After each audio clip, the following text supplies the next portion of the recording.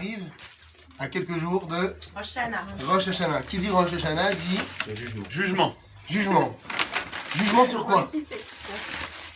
Sur ce qu'on a fait l'année précédente. C'est-à-dire que quelles sont les conséquences de ce jugement? Qu'est-ce qui va être décidé sur chacun et chacune de nous? En réalité, pas uniquement les Bnei Israël, mais tout le monde. Parce que les sages nous disent que tous les êtres humains, tous les êtres de la terre passent devant Dieu ce jour-là comme un troupeau, comme un berger qui va compter son troupeau. Simplement, l'avantage qu'on a, nous, c'est de savoir c'est quand. C'est le jour de Rosh Hashanah.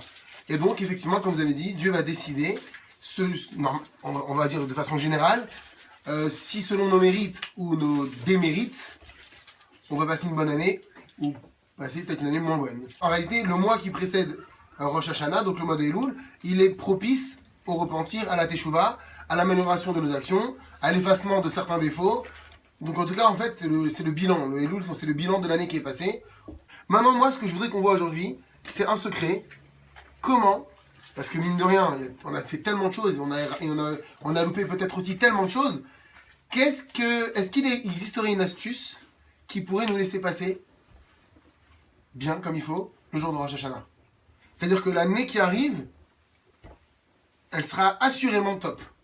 Malgré les défaillances qu'on peut être les miennes l'année qui est passée. Ça veut dire qu'il y a des mitzvot en fait à En fait, alors je vous dis, il y a quelque chose. qui irait partout. Il y a un trait de caractère, c'est sur ça qu'on va étudier aujourd'hui. Il y a un trait de caractère qui est extrêmement important à avoir, il faut s'en investir. Donc il faut s'en accoutumer, particulièrement pendant le mois de Elul. Et on va voir que ce trait de caractère, il est extrêmement protecteur.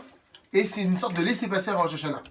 Il y a quelque chose, une façon d'être, une façon de penser qui est exceptionnelle aux yeux de Dieu. Et on va voir que même si on a des défaillances à Rosh Hashanah, qu'on n'a pas pu faire Teshuvah surtout, eh ben c'est une sorte de joker pour pouvoir assurer une année de folie. Plus précisément, il y a un concept dans la Torah qui s'appelle le concept de l'Echav Zechut. Vous avez déjà entendu? L'Echav Zechut, c'est tu vois quelqu'un agir mal, avoir un comportement hyper négatif, tu dois être capable de justifier son comportement en lui attribuant des circonstances atténuantes. Alors je vais vous donner un exemple. Il y a un rav qui s'appelle Rabbi Yosef Chaim Sonnenfeld. Il était connu, particulièrement aussi, à part sa sagesse, pour être comme ça. Il voyait dans tout juif une lumière. Le type, ça pouvait être la plus grande crapule, ça ne l'intéressait pas. Lui, ce qu'il voyait, c'était sa nekuda tova, son petit point, sa petite étincelle. Un jour, il y a un de ses proches qui vient le voir et qui lui dit « Moi, je trouve Rav, c'est un peu abusé quand même. Il y a un moment, je pense que il ne faut pas non plus se voiler la face. Quelqu'un qui est dans l'erreur, quelqu'un qui est mauvais, il est mauvais. » Alors il lui dit « Moi, je vais te soumettre un cas. Dis-moi comment tu réagirais. » Et voilà cet élève qui dit au Rav « Imagine, c'est qui pour. On y arrive bientôt. Imagine, c'est qui pour. Tu arrives Rav à la synagogue. Avant de rentrer dans la synagogue, tu imagines toute l'ambiance de Kippour, ce moment solennel où tout le monde est présent. Et puis avant d'entrer dans la synagogue, tu te retournes et tu vois dans la boulangerie derrière un juif qui rentre dans la boulangerie et qui en ressort avec un bon jambon beurre. Et jour de Kippour. Quelle est ta réaction? Et tu vois ce juif qui fait ça de façon délibérée, ouverte. T'es dans le jugement. T'es dans le jugement obligatoire. On peut être super loin, mais quand même, le jour de Kippour, tu passes devant la synagogue, tu fais jambon beurre. Ouais. D'accord? Première façon de penser. Vous savez ce qu'il a répondu, le Rav? Il a dit certainement que cet homme-là avait des problèmes de santé. Il fallait qu'il mange. Or, un restaurant cachère ouvert Kippour, ça n'existe pas. Du jambon quand même. Il a eu besoin de prendre la première chose qui lui venait sous la main parce qu'il était en danger. Alors quand il a écouté ça, le proche il a dit là, Rav, je suis désolé. C'est trop. Moi, je peux pas. Là, d'accord, il peut y avoir un palier de l'Echav Zechut, de trouver des circonstances atténuantes, mais de là à entre guillemets valider ce qu'il fait, bien sûr sans le lui dire à cette personne qui est dans l'erreur, là, moi je peux pas. Vous savez ce qu'il a répondu? Il a dit, je vais t'expliquer quelque chose, mon fils. Quand une personne, elle fait une faute, elle commet une faute quelle qu'elle soit, en réalité, elle commet toujours deux fautes dans une faute. Il y a la faute en elle-même, donc prenons juste le cas de manger à Kippour, sans aller dans tout ce que cela a impliqué. Et il y a une deuxième faute, toujours qui s'attache, qui s'appelle Chilul Hashem. Qu'est-ce que c'est le Chilul Hashem? La faute du Chilul Hashem en français, c'est la faute de la profanation du nom de Dieu. Montrer au Je nom profane. juif qu'on fait une erreur. Mais puis non, ça va au-delà du nom juif. Du juif aussi. C'est-à-dire quoi profaner le nom de Dieu? C'est comme si un enfant a fait une grave erreur, une grosse bêtise, catastrophique, et on vient dire à son père, regarde, t'as vu ton fils ce qu'il a fait? Le pincement que ressent le père ou la mère à ce moment-là, la gêne, la honte, la peine, et ben c'est ce qu'on appelle ça Chilul Hashem au niveau de Dieu, de l'Éternel et des hommes. À chaque fois que je fais une faute, je cause chez Dieu cette souffrance.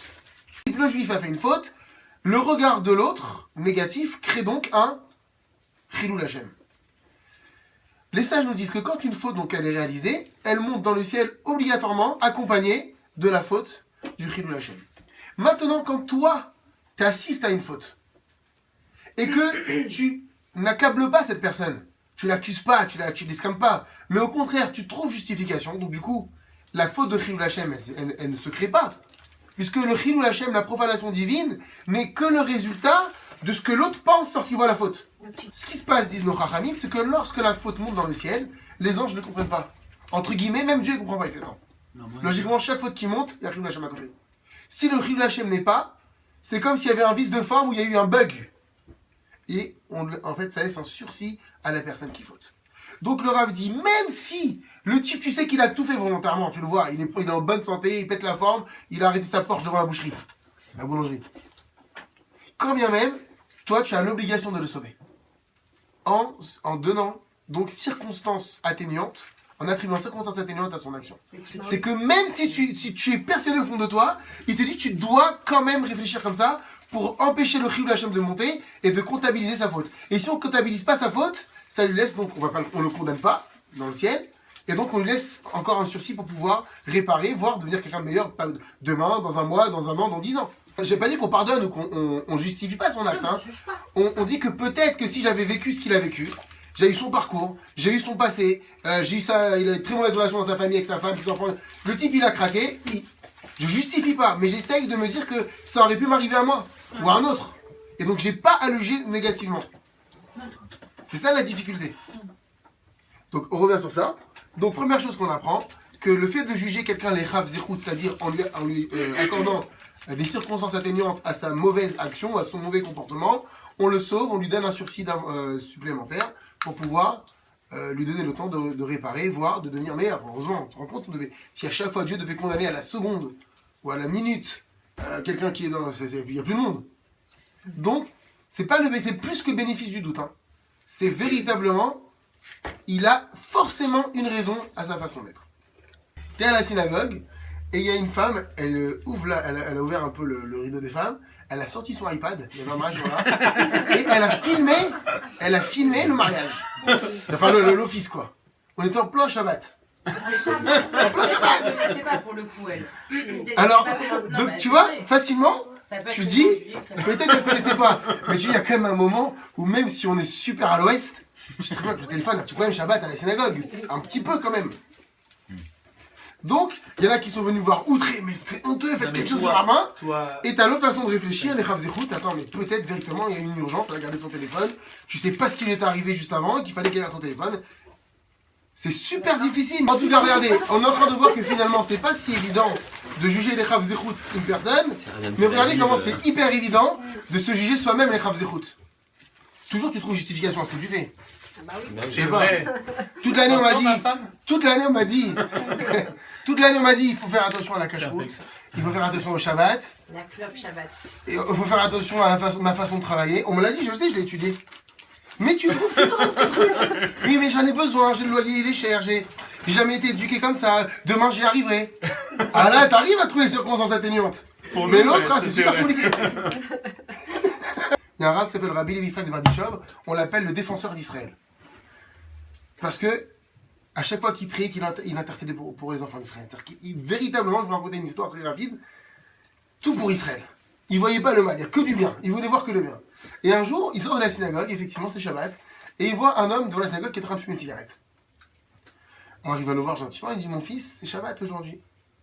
Et l'autre, il fait, je sais. Ça manque de respect, ça part.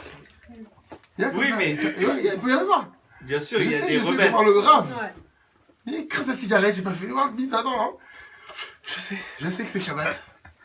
Alors il se retournait à ce moment-là vers le ciel, il a dit, T'as vu, maître du monde, comment tes enfants, ils savent pas mentir? Ils disent toujours la vérité.